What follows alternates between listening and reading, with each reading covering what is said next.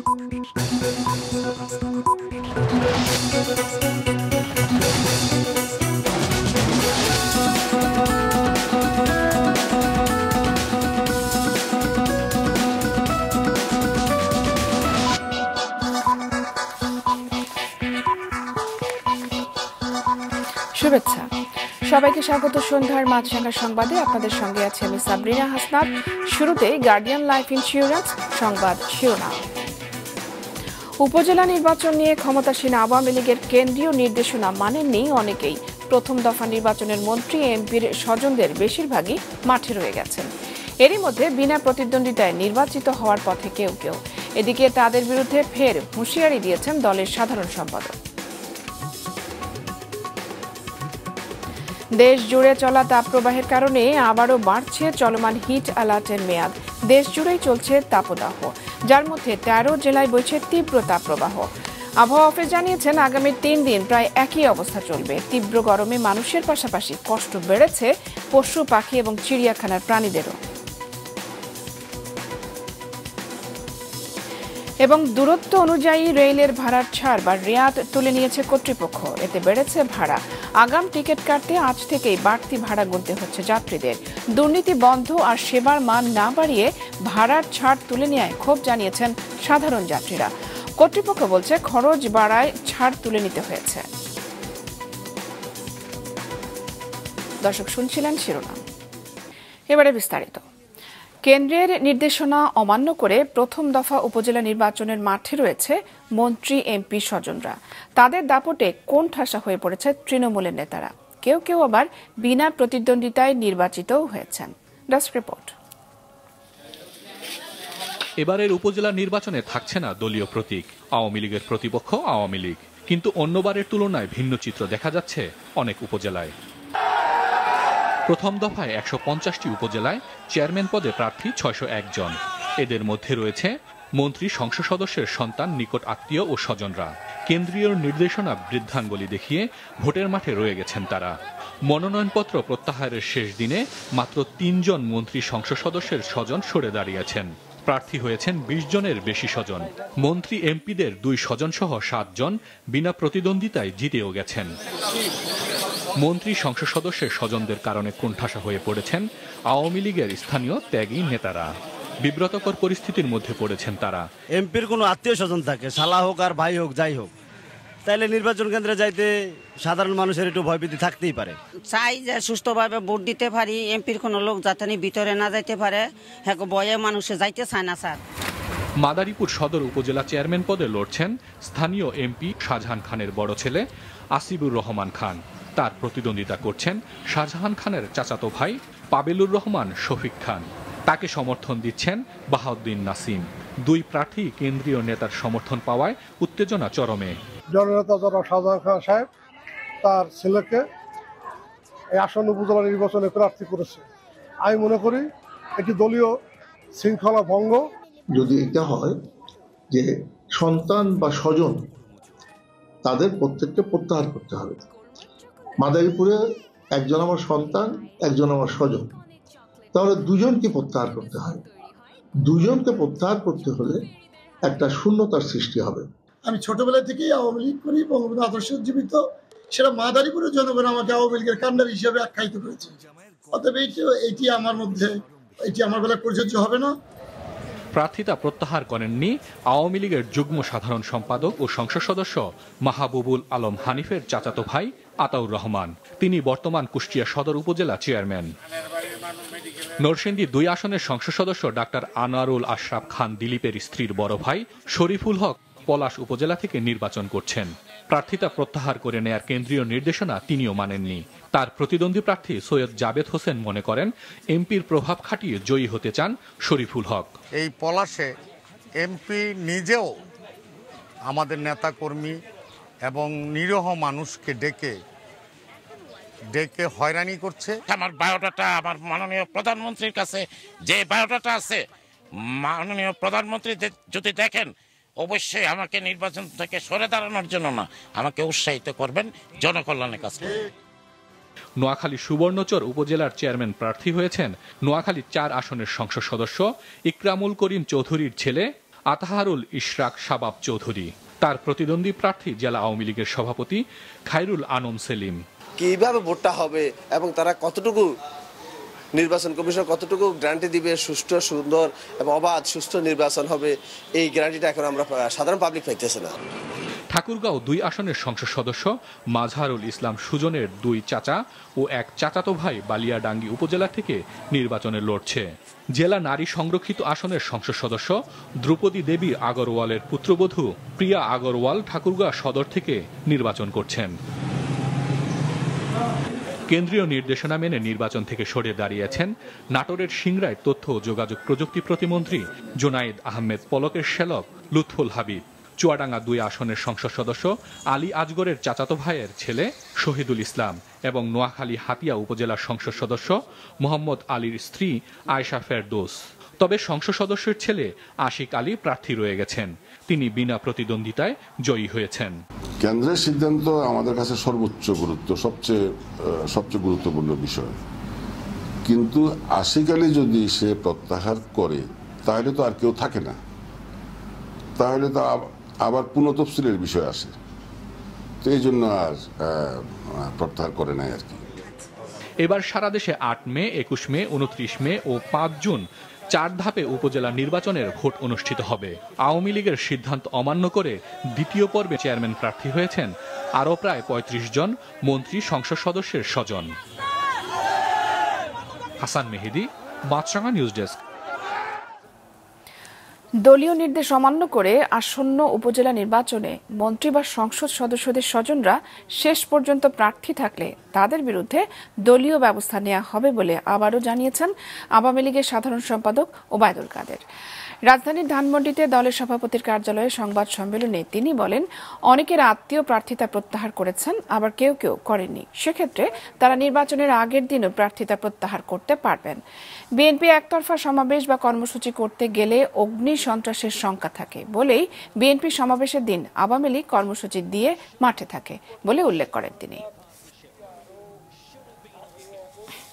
প্রত্যাহার কেউ কেউ করেছে, কেউ কেউ করেননি। এই বিষয়টি চূড়ান্ত বলে মনে করতে ইলেকশন পর্যন্ত আমাদের অপেক্ষা করতে হবে। এ ব্যাপারে দলীয় নির্দেশনা অমান্য করলে ডিসিপ্লিনারি অ্যাকশনের বিষয়টা আমাদের পার্টিতে আছে। সময় মতো এই সিদ্ধান্ত অবশ্যই নেওয়া হবে। 6 দিনের সরকারি সফরে থাইল্যান্ডের রাজধানী ব্যাংককে গেছেন প্রধানমন্ত্রী শেখ হাসিনা। স্থানীয় সময় দুপুর 1:30টার দিকে তাকে বহনকারী বিমানটি ব্যাংককের ডন মুয়াং আন্তর্জাতিক বিমানবন্দরে পৌঁছায়। সেখানে তাকে অভ্যর্থনা জানায় থাই সরকারের উচ্চ পর্যায়ের প্রতিনিধি দল। প্রধানমন্ত্রীকে দেয়া হয় লাল গালিচা সম্বর্ধনা। এর আগে আজ সকাল 10:15টার দিকে থাই প্রধানমন্ত্রী শ্রেথা থাভিসিনের আমন্ত্রণে প্রধানমন্ত্রী বাংলাদেশ এয়ারলাইন্সের একটি ফ্লাইটে ঢাকার হযরত শাহজালাল আন্তর্জাতিক বিমানবন্দর ত্যাগ করেন। সফরকালে থাইল্যান্ডের প্রধানমন্ত্রী থাভিসিনের সঙ্গে দ্বিপক্ষীয় আলোচনা সহ জাতিসংঘের এশীয় এবং প্রশান্ত মহাসাগরীয় অঞ্চলের অর্থনৈতিক ও সামাজিক কমিশন UNSCAP-এর 80তম অধিবেশনে যোগ দেবেন প্রধানমন্ত্রী শেখ হাসিনা।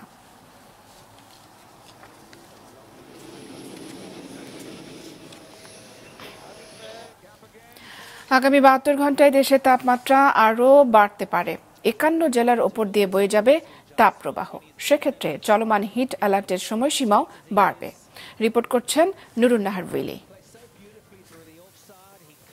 গরম থেকে বাঁচার জন্য গায়ে পানি ছিটাচ্ছে চিড়িয়াখানার এই হাতিটি। জলাধার থেকে শরীর তুলছেই না রয়্যাল বেঙ্গল টাইগার। শত শত গাছপালা থাকার পরেও খাঁচায় বন্দি প্রাণীরা যেন খুঁজে ফিরছে একটু শান্তির পরশ। তাপদাহ অপেক্ষা করেও আমরা আসতে বাধ্য হলাম এই জন্যে যে আমাদের ছেলে মেয়েদেরকে এই প্রাণীগুলো বাস্তব জিনিস দেখানো উত্তম।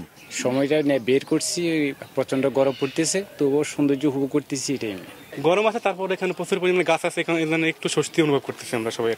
যেসব খাঁচায় পানির ব্যবস্থা নেই সেখানকার প্রাণীদের তাপ থেকে বাঁচানোর জন্য চিড়িয়াখানা কর্তৃপক্ষ নিয়েছে বেশ কিছু ব্যবস্থা। খাঁচার উপর দেওয়া হচ্ছে নতুন শেড। গরম পড়ার শুরু থেকেই কতগুলো ব্যবস্থা গ্রহণ করেছি। আমরা প্রাণীগুলোকে ইলেকট্রোলাইট সরবরাহ করছি নিয়মিত। ভিটামিন সি, ভিটামিন ই, এই সমস্ত ওষুধগুলো আমরা তাদেরকে দিচ্ছি। সেই সাথে আমরা তাদের খাবারের মধ্যে কিছুটা ভিন্নতা এনেছি। সেখানে সহজপাচ্য এবং তরল জাতীয় খাবার আমাদের প্রাণীগুলোকে বেশি সরবরাহ করছি। মানুষ বা প্রাণী কারোর জন্যই সুখবর নেই আগামী 3 দিনে। আবহাওয়া অফিস বলছে চলমান তাপদাহ অব্যাহত থাকবে আরও 72 ঘন্টা। সে হিসেবে বাড়তে পারে হিট অ্যালার্টের সময়সীমা। চলমান তাপপ্রবাহ রয়েছে, এটা আপাতত কমার সম্ভাবনা নেই। এই তাপপ্রবাহটা অব্যাহত থাকবে, অর্থাৎ আরও 48 ঘন্টা পরে তাপমাত্রা কিছুটা প্রশমিত হতে পারে। তো তাপপ্রবাহ যাবে না, যেহেতু যেখানে তীব্র আছে সেখানে কিছুটা কমতে পারে তাপমাত্রা। হিট অ্যালার্টটা আমাদের গত 22 তারিখে আমরা একটা জারি করেছি, এটা আগামীকাল পর্যন্ত বলবৎ আছে এবং আগামীকালকে পরিস্থিতি দেখে এটা আবার 72 ঘন্টা বর্ধিত করা হবে। দেশের আজ তাপদাহ বয়ে গেছে খুলনা বিভাগের উপর দিয়ে। সর্বোচ্চ তাপমাত্রা রেকর্ড হয়েছে মংলায় 41.6 ডিগ্রি সেলসিয়াস। তবে পূর্বাভাস বলছে কিছুটা বৃষ্টির আভাস আছে সিলেটে। রাজধানী ঢাকার তাপমাত্রা গতকালের থেকে 1 ডিগ্রি বেড়েছে এবং আবহাওয়া অধিদপ্তর বলছে বাতাসে আর্দ্রতা বেশি থাকায় গরমের অস্বস্তি বাড়ছে। নুরুন নাহার বিলি, মাছরাঙা সংবাদ, ঢাকা। ট্রেনে বেশি দূরত্বের ভ্রমণে টিকিটের ছাড় তুলে নেওয়া হয়েছে। ফলে চট্টগ্রাম, সিলেট, পঞ্চগড়, খুলনা, রাজশাহীর মতন দূরের গন্তব্য ভ্রমণে গুনতে হবে বাড়তি টাকা। অর্থ ছাড় তুলে দেবার খবরে ক্ষুব্ধ প্রতিক্রিয়া জানিয়েছেন সাধারণ যাত্রীরা। আরও জানাচ্ছেন নিয়াজ মোর্শেদ। সম্প্রতি চালু হওয়া ঢাকা কক্সবাজার রুটে রেল ভাড়া আদায় করা হয়েছে কোনো ধরনের ছাড় বা রেয়াত না দিয়েই। অথচ ঢাকা চট্টগ্রাম রুটে রেল ভাড়া আদায় করা হয় দূরভিত্তিক রেয়াত বা ছাড় দিয়ে। 1992 সালে যাত্রী আকর্ষণে অঞ্চল ও দূরভিত্তিক রেয়াত চালু করা হয়। 2012 সালে অঞ্চল ভিত্তিক রেয়াত তুলে দিলেও এতদিন চালু ছিল দূরভিত্তিক রেয়াত, যা আগামী 4 মে থেকে তুলে নিচ্ছে বাংলাদেশ রেলওয়ে। বহুদিন ধরে আমরা এটা চিন্তা করলাম যে ভাড়া বৃদ্ধি করা যাচ্ছে না, ঠিক আছে, যদি আমরা এটা সমতা নিই তাহলে তো কিছু আর্থিক একটা অসমতা থাকে এবং এটা বাসের সঙ্গে আমাদের ভাড়ার যে গ্যাপটা সেটিও আমরা বিবেচনা নিয়েছি, যে গ্যাপটা কতটুকু আছে এবং এই বৃদ্ধিটা কতটুকু হতে পারে, সবকিছু মিলিয়ে আমরা এটা সিদ্ধান্ত নিয়েছি। দূরত্ব ভিত্তিক ছাড় তুলে নেওয়ায় বেড়েছে রেলের ভাড়া। নানামুখী সংকটের মধ্যে রেলের বাড়তি ভাড়া কষ্ট বাড়াবে বলছেন সাধারণ মানুষ। যেহেতু আমরা এখন মুসিবতের মধ্যে আছি, আবহাওয়া খারাপ, গরম, এই সময় ট্রেনে ভাড়াটা না বাড়ানো উচিত ছিল। আমাদের তো আয় বাড়ছে না, আমাদের তো খরচ বাড়ি যাচ্ছে, তো ভাড়া বাড়লে আমাদের বাড়তে বোঝা হয়ে যাচ্ছে না। যে এত লম্বা লাইনও দাঁড়ায় দরকার কি, বাসে যাবো গা, ট্রেনে যাওয়ার কোনো প্রয়োজন নাই। ভাড়ায় রেয়াত তুলে নেয় ক্ষুব্ধ প্রতিক্রিয়া দেখিয়েছে ফেসবুক ভিত্তিক রেলওয়ের বিভিন্ন ফ্যান পেজের সদস্যরাও। ভাড়া না বাড়িয়ে কালোবাজারি ও দুর্নীতি বন্ধ করা, সেবার মান বাড়ানোর তাগিদ দিয়েছেন তারা। তবে কর্তৃপক্ষ বলছে ভাড়া বাড়ানো হয়নি, খরচ বাড়ায় ছাড় তুলে নেওয়া হয়েছে। ফেসবুক গ্রুপে যে বক্তব্যগুলো সেটা কিন্তু আমরা রেগুলার কিন্তু আমরা অ্যাটেন্ড করি এবং এটাকে নিয়ে কিন্তু আমরা কাজ করি। আসলে ভাড়া বৃদ্ধি করা হয়নি, মূল বিষয়টা হচ্ছে যে আগে যে রেয়াতি সুবিধাটা ছিল সেই রেয়াতি সুবিধাটা প্রত্যাহার করা হয়েছে। 3 মে পর্যন্ত রেল যাত্রায় বিদ্যমান ছাড় অব্যাহত থাকবে। আজ থেকে বাড়তি ভাড়ার অগ্রিম টিকিট বিক্রি শুরু হয়েছে। আন্দোলনগরে আমরা যে টিকিটগুলো আপনার দিয়ে থাকি, সেই 4 থেকে টিকিটগুলো আজকে বিক্রি হচ্ছে, সকাল 8টা থেকে আপনার একযোগে বিক্রি হচ্ছে। এখন শতভাগ টিকিট অনলাইনে দেওয়া থাকে, শতভাগ টিকিট কাউন্টার যে যেদিক থেকে পারে কাটতে পারবে। প্রথম 100 কিলোমিটার যাত্রায় ভাড়ায় কোনো ছাড় দেয় না রেলওয়ে। 101 থেকে 250 কিলোমিটারে 20%, 251 থেকে 400 পর্যন্ত 25% এবং 401 কিলোমিটারের বেশি যাত্রা করলে 30% ছাড় দিয়েছে এতদিন। নিয়াজ মোর্শেদ, মাছরাঙা সংবাদ, ঢাকা। চলতি বছরের হজ যাত্রীদের সৌদি যাত্রা শুরু হচ্ছে 9 মে থেকে। হজ ব্যবস্থাপনায় যেসব বেসরকারি এজেন্সি অনিয়ম করছে তাদের বিরুদ্ধে কঠোর ব্যবস্থা নেওয়ার হুঁশিয়ারি দিয়েছেন ধর্মমন্ত্রী। জানিয়েছেন আগামী বছর থেকে 70% হজ যাত্রী যাবেন সরকারি ব্যবস্থাপনায়। চলতি বছর বাংলাদেশ থেকে হজে যাবেন 83,202 জন। 9 মে থেকে শুরু হচ্ছে হজ ফ্লাইট। ভিসা দেয়া শেষ হচ্ছে 29 এপ্রিল। তবে 4 দিন বাকি থাকলেও বেসরকারি ব্যবস্থাপনায় প্রায় 79,000 জনের বিপরীতে এখন পর্যন্ত মাত্র 1,000 হজযাত্রীর ভিসা করেছে হজ এজেন্সিগুলো। সরকারি ব্যবস্থাপনায় যে 4,000 জন যাবেন তাদের বেশিরভাগের ভিসা হয়ে গেছে, জানিয়েছেন ধর্মমন্ত্রী। আমাদের এজেন্সির অনেকে বলে ভিসা করতে পারি নেই, মুনাজ্জাম যেতে পারতেছে না, বাড়ি ভাড়া করতে পারে, অনেক কথাই বলে। তারা কিন্তু কাজ ঠিকই করতেছে, কিন্তু তারা আমাদেরকে ভয় দেখায়। এই ভয় দেখানোটা আগামী দিন থেকে বাদ যাতে হয়, সেজন্য আমাদের সরকারি হজ আইনের 2021 আমাদের যে হজ আপনার আইন হয়েছে 22-এ আমরা এটা বিধিমালা নীতিমালা করেছি, সেই নীতিমালা আলোকেই তাদের এগেনস্টে সেইভাবে অ্যাকশন নেওয়া হবে। এখন এসে কেন বলছে যে আমি পারছি না? এটা পারতে হবে ইনশাআল্লাহ, এবং সর্বোচ্চ ফ্যাসিলিটি দেওয়ার চেষ্টা আমরা করব যাতে বাংলাদেশের একজন হাজিও ঢাকায় না থেকে যায়। ধর্মমন্ত্রী আরও জানান, অনিয়ম ও হজযাত্রীদের ভোগান্তি কমাতে আগামী বছর থেকে ব্যবস্থাপনায় পরিবর্তন আসছে। অন্যান্য দেশের মতো বাংলাদেশ থেকেও বেশিরভাগ হজযাত্রীকে সরকারি ব্যবস্থাপনায় নেওয়া হবে। এখন এজেন্সিদের আমরা কাজ করতে দিয়েই আমাদের কিন্তু সরকারি হাজিটা নেওয়ার ব্যাপারে অনেকটা অনীহা ছিল, কিন্তু মাননীয় প্রধানমন্ত্রী সারা বিশ্বের অবস্থা বুঝে আমাদেরকে নির্দেশ দিয়েছেন 70% হাজি আমাদের নিতে হবে সরকারিভাবে। সে আলোকেই আমাদের কার্যক্রম আমরা এখন শুরু করব ইনশাআল্লাহ। এর আগে আশকোনা হজ ক্যাম্পে চলতি বছরের হজযাত্রীদের প্রশিক্ষণ কার্যক্রমের উদ্বোধন করেন মন্ত্রী। মাশরুক রাহাত, মাছরাঙ্গা সংবাদ, ঢাকা। রানা প্লাজা ভবন ধসের 11 বছর আজ। এই 11 বছরে ওই দুর্ঘটনায় ক্ষতিগ্রস্তদের আর্থিক সহযোগিতা করা গেলেও পুনর্বাসন নিশ্চিত করা যায়নি। সেই সঙ্গে বিচারের দেরিতেও হতাশ শ্রমিকরা। সকালে সাভার বাসস্ট্যান্ডের কাছে রানা প্লাজায় হতাহতদের স্মরণে স্থাপিত স্মৃতিস্তম্ভে ফুল দিয়ে শ্রদ্ধা জানানো হয়। এ সময় জানানো হয়, ওই দুর্ঘটনায় ক্ষতিগ্রস্ত 48% শ্রমিকই এখনও স্বাভাবিক জীবনে ফিরতে পারেনি। কর্মহীন আছেন 42% শ্রমিক। একই সঙ্গে ওই রানা প্লাজার ভবন ধসকে অবহেলাজনিত হত্যাকাণ্ড উল্লেখ করে ওই ঘটনায় দোষীদের দ্রুত বিচারের দাবি জানানো হয়। রানা প্লাজার সেদিনের দুর্ঘটনায় প্রাণ গিয়েছিল 1135 শ্রমিকের। শরীরে জখম নিয়ে বেঁচে ফিরেছেন 2500 জন। মিয়ানমারের কারাগারে বিভিন্ন মেয়াদে সাজা ভোগ শেষে 173 বাংলাদেশি দেশে ফিরেছেন। অন্যদিকে পালিয়ে আসা মিয়ানমারের সীমান্তরক্ষী 285 সদস্যকে ফেরত পাঠানোর প্রস্তুতিও চলছে। গভীর সাগরে অবস্থানরত মিয়ানমার প্রতিরক্ষা বাহিনীর নেভাল শিপ চিন ডুইং জাহাজ থেকে দুপুরে 173 বাংলাদেশিকে নিয়ে কক্সবাজার শহরের নুনিয়াছড়া ঘাটে পৌঁছায় বাংলাদেশ নৌবাহিনীর একটি জাহাজ। জেলা পুলিশ সুপার জানিয়েছেন, তাদের সবাইকে যাচাই বাছাই শেষে নিজ নিজ জেলা পুলিশের মাধ্যমে স্বজনদের কাছে হস্তান্তর করা হবে। এদিকে বাংলাদেশে পালিয়ে আশ্রয়রত মিয়ানমারের সেনাবাহিনী এবং বর্ডার গার্ড পুলিশ বিজিপির 285 সদস্যকে ফেরত পাঠানোর প্রস্তুতি চলছে। জানা গেছে, বাংলাদেশিদের নিয়ে আসা মিয়ানমারের জাহাজটি আগামীকাল সকালেই ওই 285 সদস্যকে নিয়ে ফেরত যেতে পারে।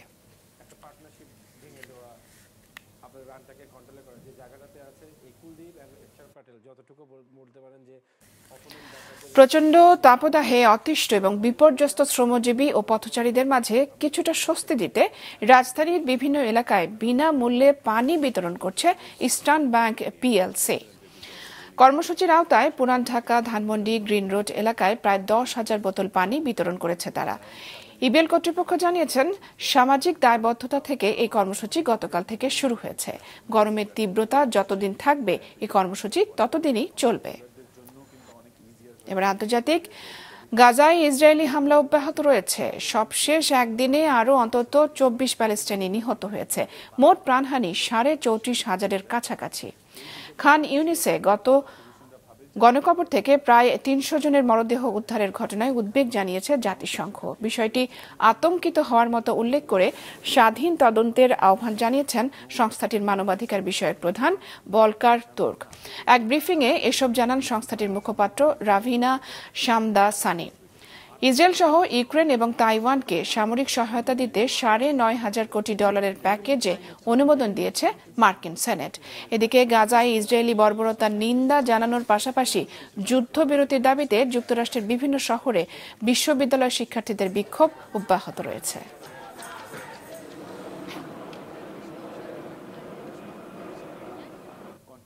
এবারে খেলার খবর। বাংলাদেশের বিপক্ষে 5 ম্যাচ টি-20 সিরিজের জন্য 15 সদস্যের দল ঘোষণা করেছে জিম্বাবুয়ে।